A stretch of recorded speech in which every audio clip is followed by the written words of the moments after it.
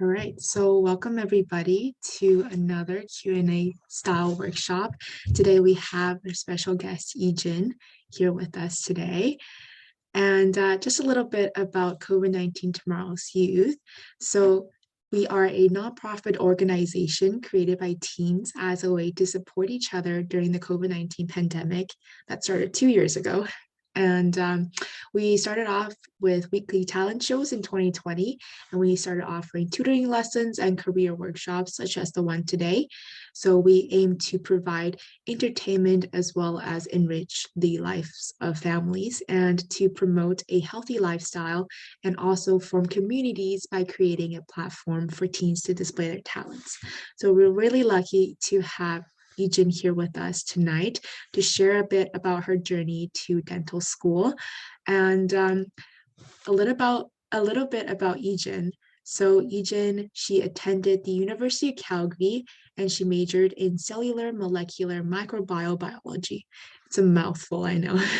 So within her university community, Yijun took on leadership positions within clubs such as Mentoring in New Dimensions, which is also known as Mind, which upon the pandemic evolved into a podcast featuring professors, students, and other clubs on campus. So you guys are able to find that on Spotify, I believe. And if there's any more, Yijun, you can feel free to let us know later. And Yijun also facilitated the revitalization of the oldest cultural club on campus, which is the Chinese Students Society. I think you guys won the Student Union Award, right? At the end. That's awesome. And then Yijun also spent her summers working with ACCT, the ACCT Foundation, which is Action Chinese Canadians Together, and also the ACT to End Racism campaign in efforts to combat rising anti-Asian hate. And Yijun completed her third year at the University of Calgary by the end of April this year, and she will be attending dental school at the University of Alberta in the fall. It'll start in the end of August, I believe. So that's a little bit about Yijun from my end, and I know that the main purpose of the event is to talk with Yijun, so I'll pass it to her and she can share a little bit more about herself. Great. Amazing. Thank you, Jing. That was a great introduction, and I want to thank COVID-19 for giving me this opportunity to share with everyone today, and I hope that it can be helpful. And of course, if any questions come up, like feel free to pop them in the chat or even like say them out loud. And we want this to be as interactive as possible so we can know how to help you guys the best. So yeah, I prepared a little bit of a slideshow, so we'll just get started on the slides here.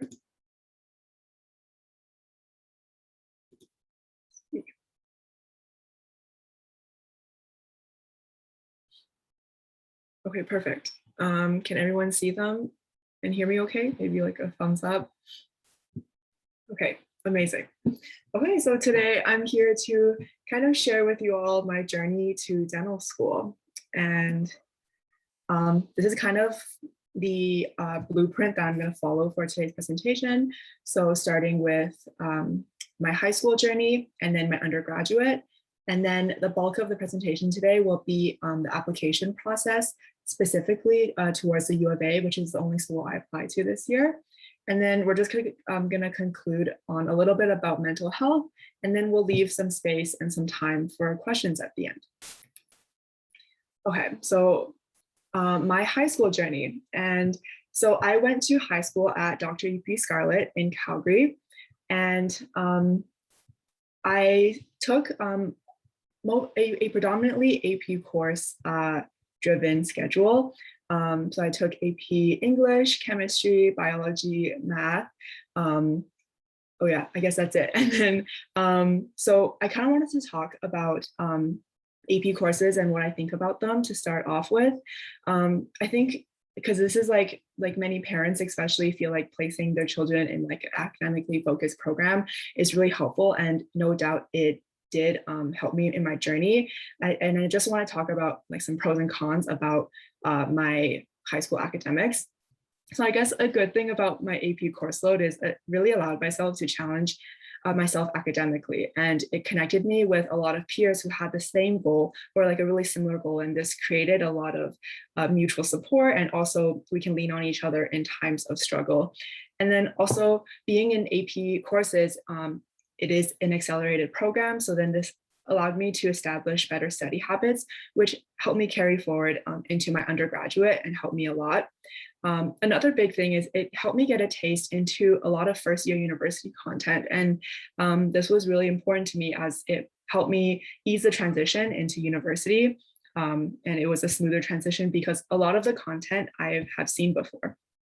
And then also, finally, I guess when I took AP courses, I had the opportunity to take AP examinations, which then allowed me to actually get university credits, which was really helpful, especially for English, which is something that I didn't really want to take in university, but it is a prerequisite for dental school, and we'll get into that later. But then, of course, there are cons as well. Some things looking back is that I had a really academically focused high school experience. It was full of like going to school and then studying hard and then going to sleep and then repeating, versus I didn't have too much opportunities that I would have liked to volunteer or get into leadership positions. But I did do a little bit of volunteering within high school, especially within my church community, as that is something that was really important to me. Volunteering within the church, whether that's children's ministry, Sunday school, or even playing in the band, and also going to Mexico on short-term missions. And that was something that was really important to me, and actually something that I could write about in my applications as well. And then also school leadership. I was involved in like the grad committee at the end, but honestly, like I wanted to say, I don't remember that much from high school. And that's just because my high school experience was mainly academics because of my course load. But then again, like if I were to redo it, maybe it's just getting more involved in those positions and seeing how they could have shaped my goals into the future. So that's just a little bit about my high school experience. And then something that's more fresh on my mind is my undergraduate experience. And so I attended the University of Calgary, and even within undergrad, I had a lot of changes, and there was a lot of flexibility in my journey. So I started my first year enrolled in the biological sciences program. And this was a recommendation made to me for my goals to pursue dentistry, because it gives me a lot of flexibility in my course selections. So I could finish the prerequisites and also have options to explore different fields and areas and still get my degree. And so that is something that I chose in first year. And then into my second year, I actually switched into the cellular molecular microbial biology stream, and specifically the honors. And this was, as you can see in my third year, I had dropped the honors, but this was a decision because I really enjoyed that aspect of my introductory courses. And this was something that I wanted to explore more, as I wasn't 100% sure that dental school was where I was going to end up. And also honors gives me the opportunity to do an honors project, which is a research project with a prof. And it is a year-long project and allows me to get some experience into research. But then, as you can see in my third year, I ended up dropping the honors because kind of looking into the research side and getting a taste of it within my courses, I feel it wasn't something that was going to support my goals, and also just gave me a lot of academic stress as well. So that's something I chose to abandon, and it did work out. So I think this just goes to show that I didn't have everything figured out from the beginning, and that's okay. And it's okay to adapt and be fluid, and you'll end up where you want to be. Okay, and then now I think we're going to talk for the majority about the DDS application process. And this process has recently changed this year. So I was the first applicant, or within this first application cycle, where they implemented a lot of new changes. And it is a little bit overwhelming, but I'll try to take it slow. And it's okay to remember, like, this happens within a year's time, so you're not trying to do this all within a month. So take it with a grain of salt as well. So first, I'm going to talk about some prerequisite courses. So this was taken straight from the U of A website. And this is all the courses that you need to complete during your 2 years of undergrad that is needed before admission into the program. So general chemistry, organic chemistry, biology, microbiology, and this is 2 English courses, and then statistics and an intro to biochem, and then 2 courses into human physiology. And the majority of these you will take within your first year, like these general chemistry, biology, English, stats, like these are all introductory courses. And then organic chemistry and microbiology and biochemistry you take later on in your second year. And then I guess I wanted to talk about some tips into when I was facing these courses, as they are pretty challenging. And your GPA is a part of your application profile. I think my main piece of advice is just to try to find the best study habits that work for you. And it is okay that they may be different from how you studied in high school. And that was the case for me. In high school, I was able to kind of write my own notes and be able to memorize information that way. But in university, I found I really had to take advantage of active recall. So making flashcards or like quizzing each other with my friends, because there's so much material and you need to know it in such a short amount of time. This was the most effective strategy for me. And then also just seeking support from peers, friends, and professors, as they're all there to help you. And then lastly, adapt. This was a major thing for me, especially because I started university in person, but then it shifted to online. So, and of course, within every aspect of my future career going forward, there will be changes that are unexpected. So having that under my belt is definitely an asset. And if you have any other questions about prerequisite courses or what to expect, like we can go into that later as well. Okay, and then the second part of your application is to write the Canadian Dental Aptitude Test, which is the DAT. And this actually also recently changed to a computer-based format, which is different from when I wrote it, which was in November of 2020. So I wrote the DAT after my first year, going into my second year in November, because at the time you could only take it in November or February. So I decided to take it then. And at that point, I had a lot of the knowledge already from my bio and chemistry classes. And this is what makes up the survey of natural science portion. And then the second 2 portions, the perceptual ability test, is a completely new field. And this part was actually pretty fun. It was like a lot of puzzle solving and being able to interpret 2D objects in 3D space. Like if you have 4 angles, which angle is the smallest, or ranking from smallest to biggest. It's a lot of things that you wouldn't expect to be on exam. And then lastly, reading comprehension, which I'm sure everyone has done lots of, but it also takes a lot of practice. And I guess my tips and tricks for this section is to use DAT Crusher, which was the only resource I used when I was studying. It's a great resource, and it's actually made and founded by an alumni of the U of A DDS program. So he created this website to help Canadian pre-dents be able to study for the DAT. So it has all of the material you need, and then an unlimited number of practice questions for the PAT, which is really important. And I think it's important to remember that prep time does vary between people. Personally, I started studying in the summer of 2020. So I had about 6 months of time to study, but I decided to give myself that much time mainly for the PAT and just doing like a little bit of it every day, and made the task not so cumbersome. And then also stimulating real exam conditions.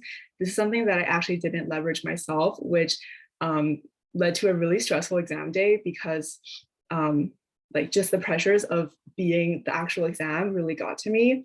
And we'll talk about a little bit more about that, because like I'm going through all of these sections, but my stats in each section is definitely not perfect. And my DAT was one of them. But I think how I was able to get in still just shows that not one section is detrimental, nor is it like if success in this one section will guarantee admission. So that's something to keep in mind. And then third, we'll talk about the CASPER exam, which is a situational judgment test. And starting from here, these are all basically new criteria that the U of A has implemented this year. And it's pretty similar to the med school application process as well.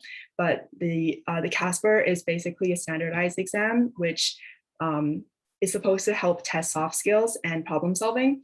So it gives you like a difficult situation and it gives you some time to type out your answer of how you would deal with it.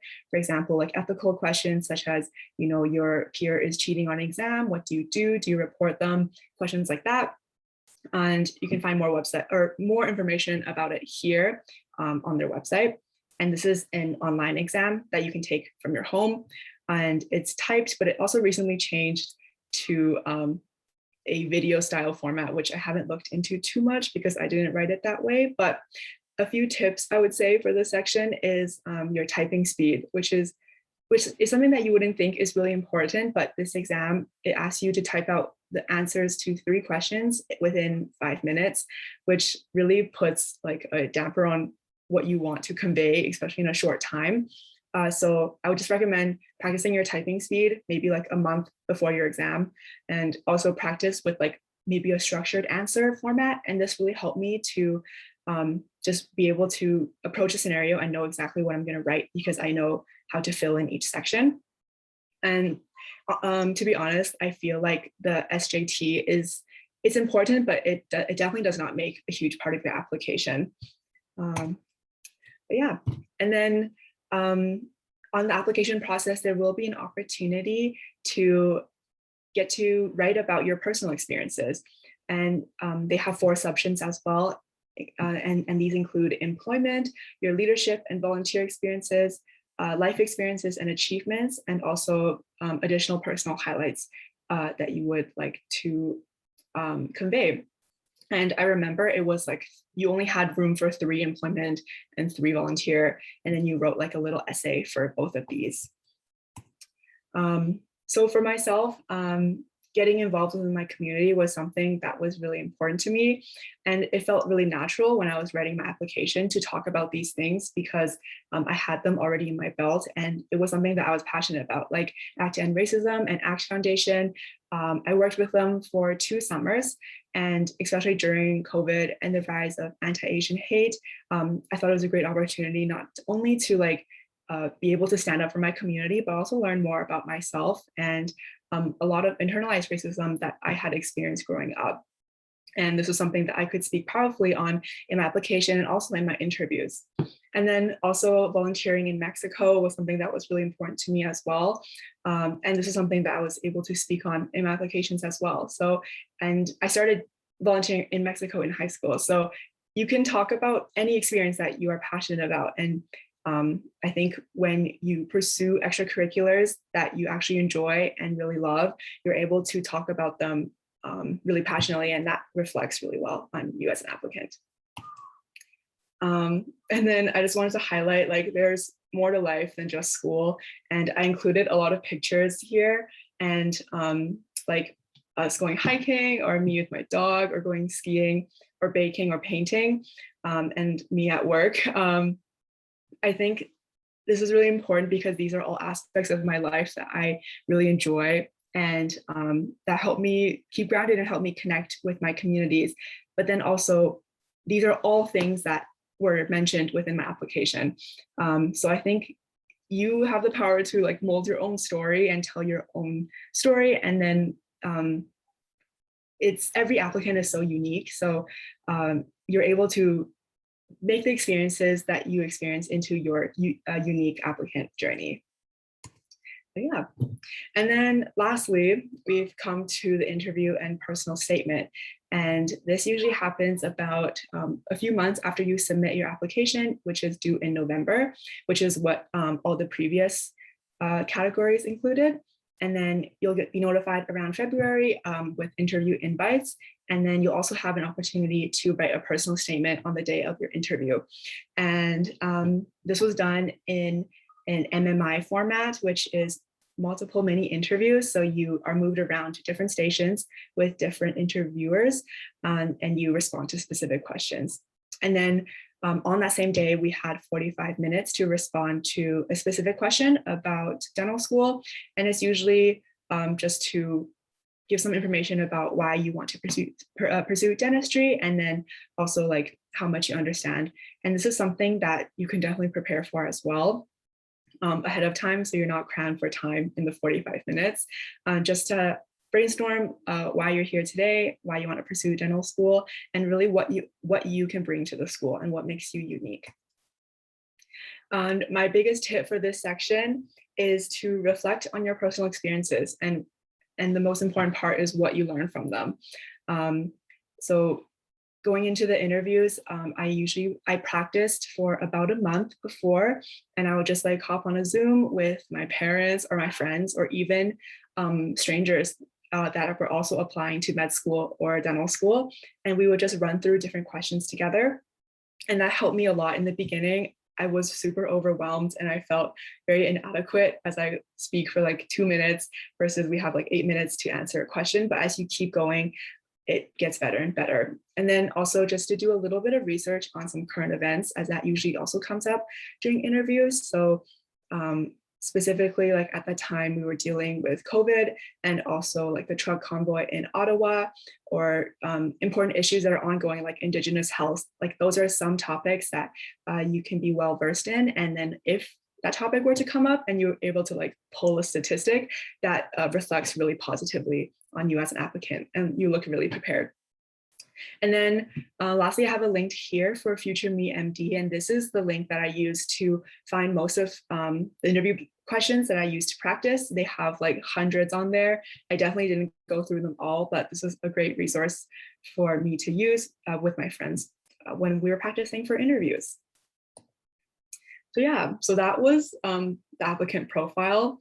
As I said, it seems really overwhelming, but a little overview is, so what makes your applicant profile is your GPA, your DAT score, your SJT score, your personal experience and your essays, your interview score, and then your personal statement. So then I guess lastly, to conclude my presentation, is like going through the whole application process. I know it feels really daunting, and it seems like such a big mountain to climb, but I think it's important to remember that everyone, again, is on their own journey, and you're really able to, like, you don't need to shape your experiences to be able to fit a mold that you think the admissions committee would love as an applicant. Instead, it's like taking those projects that you feel really passionate about and being able to speak on them and write on them, and just tell them who you are, because that's what they're honestly looking for, is just to have a student who will diversify their class and that they see potential in. That, like, none of us are perfect. I know nothing and I feel like an imposter every day, but I think is being able to talk about your experiences in a really passionate way that would help me get to where I am. And then just recognizing that, yeah, application process is really scary and overwhelming, but you have the support of your friends and family, and also just remember to take it slow and to take your time. And again, like this whole process, like starting from the prerequisite starts first year of university. So you have many years to be able to shape your application and your extracurricular activities. So yeah, that's all I really have in terms of the slides. I have my email up here and my Instagram and Facebook. If you ever have more questions or want to get in touch, I'd be happy to connect with you. But yeah, that's all I have prepared for today. So if we have any questions, we can jump into it together.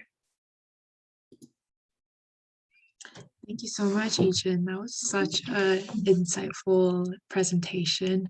I know that, especially the last part that you talked about mental health, I feel like everybody can definitely agree to that.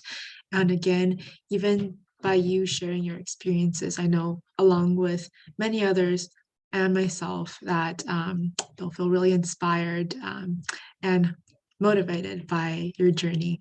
So I know that Yijun briefly mentioned about volunteering in Mexico and talking about that in her application. And thank you so much to everybody that donated as the registration fee to today's workshop. And all of the money that was donated will go towards Mexico Caravan Ministries to support Yijun with her journey, because she's going down there this Saturday, June 4th, starting this Saturday until August as an unpaid intern, just to help and contribute more to that community. And I can also paste more information down there in the chat if you'd like to view more information about the ministry, as well as more information about COVID-19. And of course, if you guys have any questions for Yijun, you guys can email us, and then we can also direct your questions to Yijun.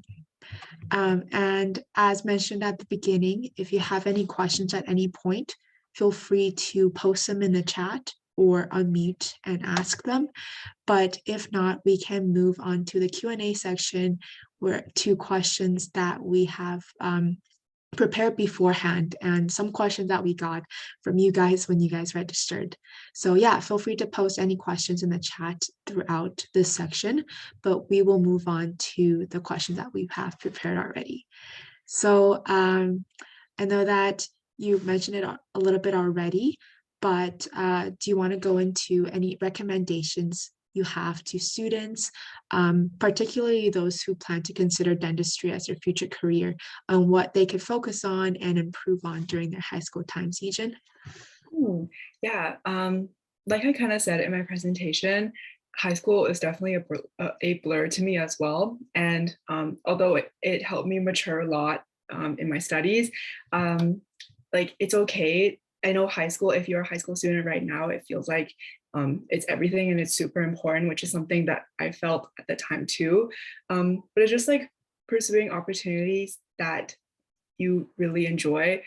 If you are considering dentistry, maybe start to shadow a dentist or like get involved in that area. And not even dentistry, but also getting involved in other careers, like if you are really interested in healthcare, there's so many careers within healthcare, and just being able to open your mind even before university to all the options that are out there. That's something I definitely regret not doing earlier, is like starting to shadow dentists and getting involved in that, and just seeing how, if I see myself in this career, and then also even like seeing careers with it, like outside of healthcare. So use any time that you may have in high school, if you have any, to just to keep an open mind, get into the fields that you're passionate about, and see if you see yourself in those positions in the future. Yeah, it's really insightful. I definitely relate to that. But again, learn from our mistakes. It's never too late to start, of course, but that's really important to as well start as early as possible. It kind of contradicts each other, but both sides are beneficial, of course. So you did mention that high school was a little bit blurry to you, but do you mind touching on your original plan when you were in high school, and did it shift throughout time? Mm-hmm. Yeah, I think within high school, especially in grade 12, I had I had set a goal for myself that I think dental school was where I was going to pursue. But then again, of course, it was through talking with my career counselor at school, and also knowing a few dentists from like family friends and mutuals. And they were really able to tell me more about the career, and I could really see myself there. But in high school, like all I really knew about myself is I really did enjoy like math and science, and I really enjoyed art and painting and using my hands for work. And I really enjoyed also getting involved in my community, and in talking with them, like dentistry is able to combine all those things into a career, and so much more. So I had that idea in grade 12. But then, of course, my plans, as you can see throughout my university, like jumping, I guess, through majors, it definitely was narrower and narrower towards my goals after maybe taking it more seriously in university, and as well, like looking into different schools and what courses I need to take. It did adapt, but then again, from high school, I think my main goal was dentistry, and that definitely sparked from my conversations with mentors and also practicing dentists. For sure, that's really good advice, because especially like you mentioned, you were first in biosci, biological sciences, which is more of a general biology. And then there's also all these different you can also specify in different majors, like the one that you specified in cellular molecular microbial biology. Mhm. Again, a mouthful. But yeah, there's always, like from my experiences as well, I can relate. There's always room that you can explore. And some people, when they take a certain class that of a certain field that they like, they're like, oh, that's too overwhelming. So then there's different factors that can definitely influence that. And I'm glad that you had the original thought back in high school and you were able to achieve that. That's definitely really encouraging going down this journey. And speaking of that, just it might be a little bit of a broad question, but do you want to kind of share that? How did you manage to achieve so much in such a short period of time? Because it's from what I know, of course, it's pretty rare for undergrads, second year or third years to be able to go into dentistry right away. So do you mind sharing how you what you think about that? Yeah, of course. I think this question it's like definitely how you portray yourself to the admissions committee, because of course everyone is so unique and you probably have so many experiences that you don't even know that you experienced. For myself, I guess it's just like trying to actively get more involved in my university community. As I said, like within high school, I was really focused on my academics, and I didn't really branch out into what else we can do with our time, I guess. So just actively pursuing, getting involved in clubs, helping like for our Chinese student society club, like it was just for fun. And like we just host events, like bubble tea nights, or we also do like cooking competitions. Like it's definitely like not academic at all, but this is something that I was able to talk about in my application. And it's just like really reflecting on everything that you've done, and it literally could be anything, and you can write about it in your application because that's what makes you you. So I know like when you compare yourself to like all of the people who post online about like all the extracurriculars they've done, it feels really overwhelming, but like you can literally write, like hype yourself up in any way, and any experience that you've experienced, like you can talk about it really wholeheartedly like that. So don't feel very overwhelmed because we're all like in the same position. It's just kind of how you portray yourself and how you write about it. And also just, again, pursuing things that you love and enjoy. Then you can talk about them a lot. Yeah. Oh, for sure. That's a really good advice and point of view. Thank you for sharing that. And you mentioned a little bit about getting involved, like the Chinese Student Society, and how you're able to have those extracurricular activities. So, from all of your volunteer and extracurricular experience, how and to what extent has it helped you to your dental school application? I know you touched on it a little bit, but do you mind just expanding Yeah. it to a little bit more? Of course. So I think being able to pursue my extracurriculars, like getting involved in clubs, taking on leadership positions, that was really able to challenge me and to help me grow, especially as a leader. Being able to like facilitate a club event, or being able to find or like facilitate fundraising for a club event that we want to do, or being able to even reach out to professors to come speak on our podcast. Those are all things that were outside of my comfort zone and were really intimidating at first. But then it's really helped me learn how to like be able to face challenge, and then also like come out the other side of recognizing, oh, like how did I do that? How could I do that better? And then feeling, of course, more comfortable doing it the next time.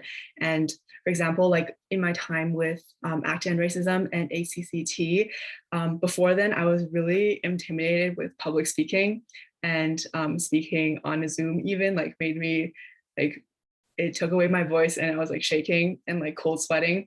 But then the more that you do it, the more you feel comfortable. And now like being able to just have a conversation with all of you, like I feel really comfortable. And like even during my interviews, like having all those practices and just being exposed to what scares you was able to help me learn a lot. So I think all your volunteer and extracurricular activities are shaping you and who you're becoming. They present also new challenges that you're able to face and then rise out the other side, of course, better than you were before. So I think those are really important experiences. And that's something that the admissions committee is of course looking forward to as well. Like although like us in undergrad, we're still pretty young, but being able to write about the challenges that we faced and having the maturity be like, oh, like I did that and I grew from it is really powerful. So That's definitely very inspiring. Um, yeah, so you mentioned working with ACCT and ACT and racism. I can't quite remember if you mentioned a bit in your PowerPoint of how you got started with those, but do you mind maybe resharing it or just sharing in general how you got involved in them? of course. So I came across ACT2 within my social medias. And of course, they work really closely with COVID-19 as well. But then like I saw that they had postings for summer student positions and I just applied for them. I was at home for the summer, stuck in for COVID, and it was an opportunity that I was really passionate about. And even within my community, my Chinese Canadian community. So it felt really fitting. And I went into it not knowing too much. And it was not related to like my degree at all. The first year I did it, I was like a social media assistant. So I made like posters and I helped like post on their social medias and just kind of housekeep for the new organization. And then even within my second summer, I was able to do some social social research, specifically into Chinese Canadians and how we can serve the youth more into being more active within their communities. And I was able to work with so many like amazing, esteemed people through that experience, but it was just being able to like put myself out there. I see a position, I think it's like really interesting and just like going with it and seeing what you can learn. It was really scary at first, of course, but then like again, coming out of it, I have so many amazing new mentors and new experiences under my belt. So risk taking was a big part of my journey, but I think it definitely paid off in the end. Definitely, I would agree with that. And that really highlights like you don't have to seek opportunities that would solely benefit the career path that you want to go to because your work in advocacy that's really relevant to your identity and that definitely helped with a lot of people. And as May is Asian Heritage Month, I've seen personally, and I'm sure a lot of you guys have seen a lot of events and different workshops that's hosted by ACCT and ACT and racism. So it's really, really awesome to see the type of work that you did in the past summers. So definitely like you were involved in pretty much a lot of different types of volunteering. So do you have any advice on organization and time management that you'd like to share? Yeah. I think that's something that I still struggle with today, honestly. And it's getting worse and worse. I think in my third year was like the peak of my procrastination. So I am not like a master at organization, but I think it's really able to prioritize your time and what you want out of your university experience. And although yes, your courses and your grades, your GPA is it is important, but it is not everything. Just being able to like, so for me, I really leveraged my Google Calendar and like Notion, which I was able to like write little to-do lists for every day. It's really satisfying to like check them off every day as well. And then when you check off your to-do list, you have free time to like, relax and do whatever you want at the end of the day. So yeah, it's just being able to plan out your week ahead of time is something that I found success in. And with online learning, it was just like being able to follow a strict schedule as if we were in person. So like going to lectures at the time that it would normally be, for example, and also just like allotting specific time for your coursework, but also allotting time for your extracurriculars because that's also really important. So yeah, I think it's just like prioritizing the activities that you feel are really valuable. But then again, it's like having the balance of not overworking yourself, which will lead to burnout. So maybe like choose a few that you're really passionate in, go and experience it, and then also like find effective study habits to tackle your coursework, so you're not spending hours of time trying to study. But yeah, I think it's just really maximizing your time, using whatever techniques work for you, like to-do lists or calendars, and that really helped me as well. Those are some awesome tips. And like you said, and you mentioned in the last slide of your presentation, that mental health is definitely very important. So it's really nice to hear that you prioritize that, and definitely it's very important to take into account of that when planning as well. So next on to another question, back into high school times. If you could, communicate with your high school self, what are some advices that you would give to yourself back in high school?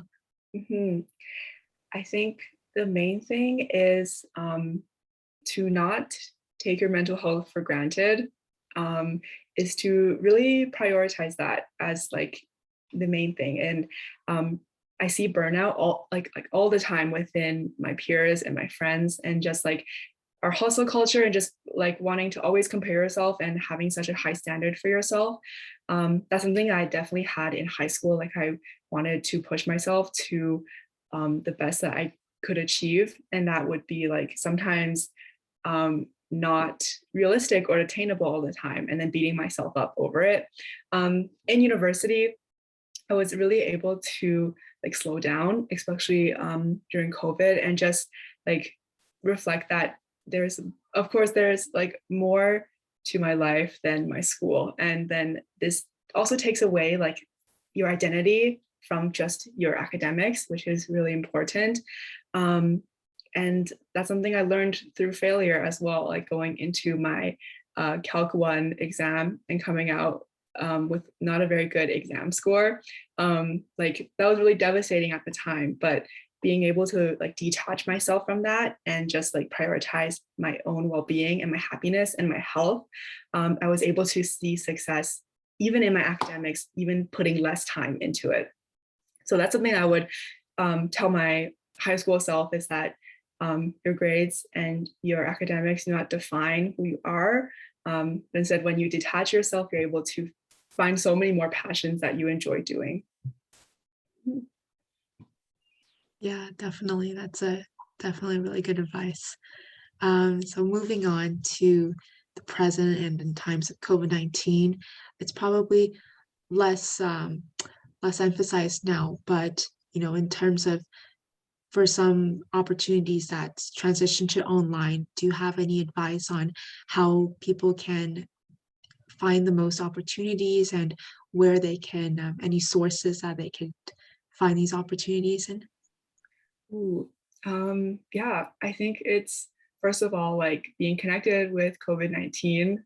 They provide so many opportunities for youth to volunteer and get involved in their communities, and then also just like wherever like you spend a lot of your time. So for me, that was like within my church, seeing how I could be more involved in volunteering within that community, or even within my friend group. Like my friend group is the one who actually we started the Chinese Student Society back up in university. So being able to like leverage where you spend a lot of your time, and having like, or like thinking outside of the box into what you can do, is what I did as well. And then also just like looking on social media, people are posting about new jobs all the time. And that's like how I found ACCT and ACT2. So just, yeah, like being able to see an opportunity and you don't know much about it, but being able to jump into it is something that isn't my advice for that question. That's awesome. Yeah, thanks for the little shout out at the beginning. And then moving back to kind of what you shared at the beginning with your presentation, you mentioned like your parents and your peers as well, and strangers from the internet, they helped you to prepare for interviews and everything. But I know that in our audience here tonight, there are some parents listening and there's also some students listening. So can you share what your parents have done to help you to achieve your goals in that way? Yeah, I think my parents have always played a big role into just like supporting me in what I've chosen to do and how I decided to use my time. Like whether that in high school, like driving me around to all of like to church and back, and just like being able to support me there was really important. But honestly, like my parents have just kind of sat back and allowed me to kind of do my own thing. They would step in sometimes with like their connections, like they got me connected with a few dentists that I was able to shadow in the start of my journey. But I think for parents, it's just like I know they ultimately want what's best for their children and to help however they can. But then again, it's sometimes like letting the reins go a little bit and trust that your children are able and capable of finding their own path. And that may not be what you intentionally thought out for them, but just like seeing where their passions lie and being able to support them wherever they are. It's good to like apply pressure, but not to like force as well. So I was really grateful for my parents for just kind of letting me do my own thing, find my own path. When I like, I guess, stopped studying as much as I did in high school, like they didn't really push me in any way. And then I was able to pursue all of these opportunities that shaped me into who I am. So yeah, so I'm super grateful for my parents in their support. And I guess that is my advice for parents as well, is that like we're all on our own journeys, but yeah. Yeah, definitely. Yeah, it's definitely really good. And of course, parents want the best for the children, but of course, it's up to the children to kind of help and achieve their goals and their parents' goals as well. So it's really nice to hear that your parents have been really supportive, and maybe that hopefully will inspire other people to make a positive change in their children's lives as well. So we just got I got a private message here that says, what I think you kind of touched on it already a little bit, but how do you prevent like procrastination and burnout? Mhm. Good question.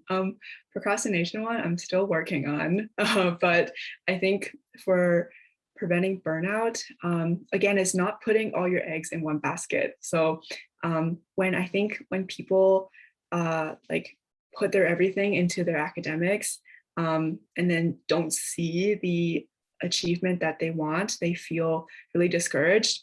So I think it's just finding outlets of like stress relief and relaxation within school is really important to your success. I guess when I started taking up all these hobbies, like going skiing on the weekends or going hiking during the springtime, I think that was like a great way for me to detach and kind of recollect myself and being able to approach my work more motivated and ready. And that's like the most effective study that I ever have. So I think that as well. And then also just like seeking support from friends and just like being able to talk to each other. I'm sure everyone is going through like the same thing. School is hard and it's really challenging. And a lot of people are going through burnout, but like being able to connect with your friends so you don't feel as isolated. And then lastly, again, just like not overwhelming yourself with everything that you feel like you need to do to make yourself stand out as an applicant.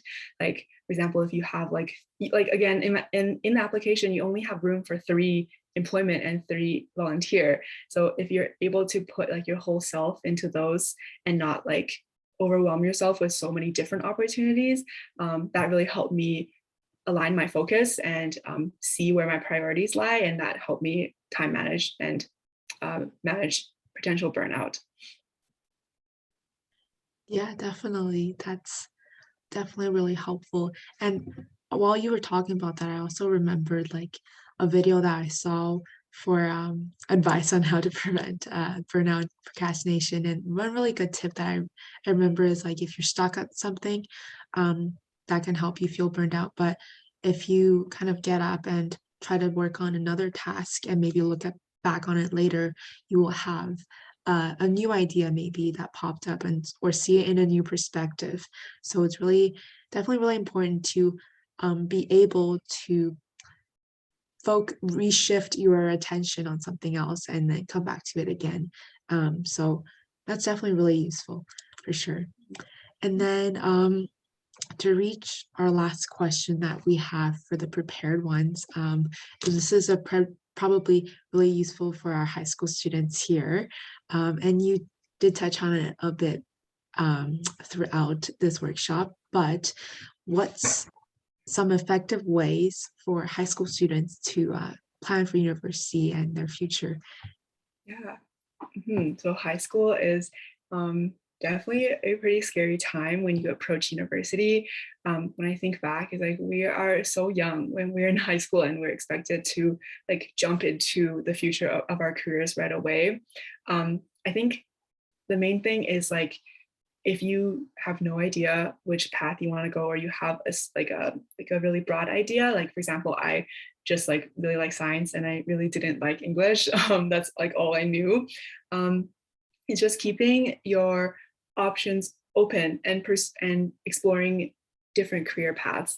I think a lot of times, like especially growing up in like an Asian household, you may feel like, oh, like to be successful, I have to be a doctor or I have to be like a lawyer or engineer, and that's my only options. But there are so many more that are out there if you take the time to really learn about them. So that is a piece of advice. And then again, if you do have like a goal set out for yourself, for example, you think that you would really enjoy dentistry, is just like looking into the prerequisites early, start shadowing dentists, like I said, and then being able to, I guess, choose your university strategically. And I guess that's the point that I didn't really mention, but I did apply to a few universities, but then ended up choosing Calgary. And some of my options were because the biological sciences program was really flexible, allowed me to fit all of the prerequisites for dental school, even within 2 years. It was also close to home where I have my support network. And I felt like I could maintain a high GPA, staying back at home, which was also part of the application profile. So just like being strategic with your choices is a piece of advice for planning as well. But yeah, at the end of the day, like high school is really overwhelming, but you have the support of so many people and there's so many resources out there to leverage as well. Yeah, that's really awesome advice, and glad that you made the choice to stay back at home, and glad that you have the opportunity to start a new chapter in Edmonton, and of course the best of luck. And yeah, so thank you so much for sharing all of your experiences and all of your advice with us. We still have, I guess, 4 more minutes until we reach the official end of our workshop, but if you guys happen to have any questions that popped up, feel free to send it in the chat. And I just remembered, Yijun, do you mind pasting the links that you included in your presentations with the interview questions? Of course, yes. That would be pretty useful. And yeah, again, feel free to check out, I can resend the links that I sent in the chat again.